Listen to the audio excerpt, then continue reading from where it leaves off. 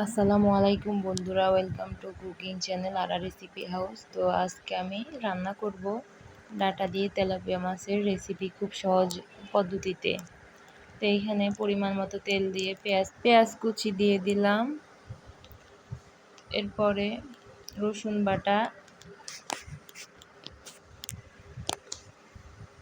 স্বাদ মতো লবণ, হলুদের গুঁড়া, পরিমাণ মতো মরিচের গুঁড়া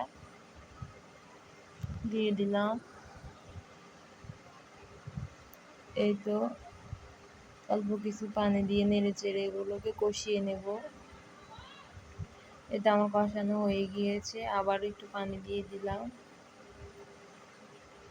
এইখানে এবার কেটে ধুয়ে রাখা মাছগুলো দিয়ে দেব।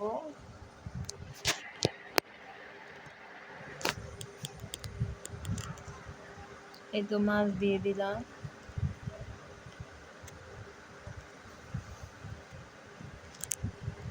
এবার ভালো করে নেড়ে চেড়ে মিশিয়ে নেব। এই তো আমার কষিয়ে নেওয়া হয়ে গিয়েছে। এবার এখানে ডাটাগুলো দিয়ে দিলাম।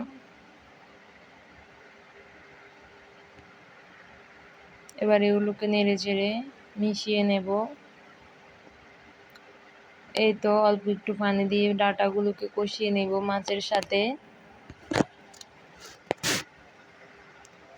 এই কষানো হয়ে গিয়েছে আমার ডাটা মাছ।